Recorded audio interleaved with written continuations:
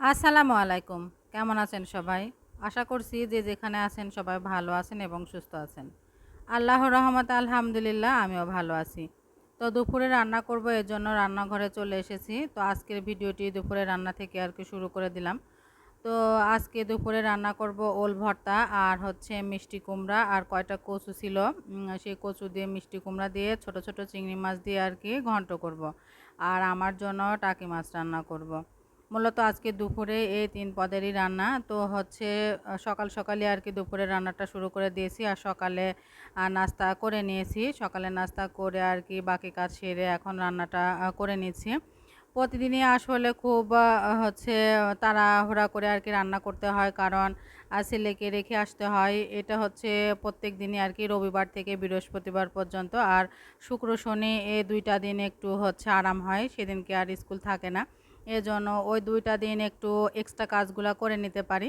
আর এই বাকি যে ৫ দিন, এই ৫ দিন তো এক্সট্রা কাজ করার কোনো হচ্ছে অপশনই থাকে না। কারণ সকালে উঠে সকালের নাস্তা, তারপরে দুপুরে রান্না অর্ধেক করে রেখে তারপরে হচ্ছে ছেলেকে রেখে আসতে হয়। রেখে এসে বাকি কাজগুলো সেরে তারপরে হচ্ছে আর কি গোসল করা থাকে, নামাজ কালাম থাকে, দুপুরের খাওয়া-দাওয়া থাকে। তো আমার দুপুরের পর থেকে আর তেমন কোনো কাজ থাকে না, শুধু বসে শুয়ে থেকে আর কি সময়টা কাটাই।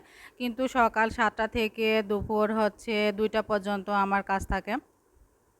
তো আমার কথার মাঝে ভুলভ্রান্তি হয়ে গেলে অবশ্যই ক্ষমা সুন্দর দৃষ্টিতে দেখবেন। তো হচ্ছে আমি ওলটা কিন্তু প্রেসার কুকারে সিদ্ধ করে নিয়েছি ভর্তা করার জন্য।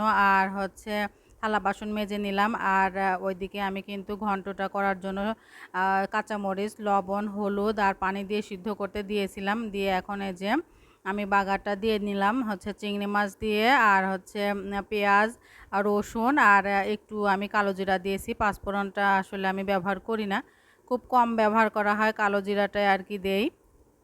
তো এই যে আমার মিষ্টি কুমড়া ঘন্ট হয়ে গেছে। আর আমি হচ্ছে যে ওলটা ভর্তা করবার জন্য সিদ্ধ বসিয়েছিলাম সেটাও হয়ে গেছে। এই যে আমি হচ্ছে প্লেটে বেড়ে নিয়েছি পাটাতে আর কি সরিষা দিয়ে কাঁচা মরিচ বেটে আর ওলটা বেটে আর কি ভর্তা করব। আর এদিকে যে আমি মাছটা ধুয়ে নিয়েছি, ধুয়ে রেখেছিলাম, তারপরে আজকে লবণ দিয়ে আর একটু ভালো করে ধুয়ে নিলাম। আর কাঁচা মরিচ পেঁয়াজ কেটে নিয়েছি। তো আপনাদের ভাইয়া বলছিল যে হচ্ছে টাকি মাছে নাকি খুব রক্ত হয়, এর জন্য আমার জন্য কিনে নিয়ে আসছে। ও তো কোনো রকম ছোট মাছ খায় না, যেসব মাছে কাঁটা থাকে না ওইগুলা খায়। আর তা ব্যতীত যেসব মাছে হচ্ছে কাঁটা থাকে ছোট ছোট মাছে, সেগুলা হচ্ছে ও খেতে চায় না। তো আমার জন্য নিয়ে আসছে ছোট ছোট শিং মাছ আর টাকি মাছ।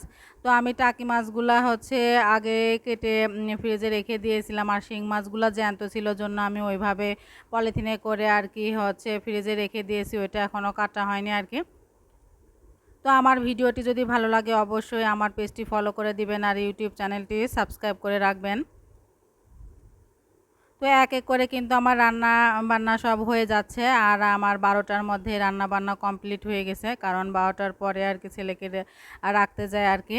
তো যাই হোক, আমার আজকের ভিডিওটি কেমন হয়েছে অবশ্যই জানাবেন। তো নীল চা খেতে খেতে আজকে বিদায় নিয়ে নিচ্ছি। সবাই ভালো থাকবেন, সুস্থ থাকবেন। আল্লাহ হাফেজ। আসসালামু আলাইকুম।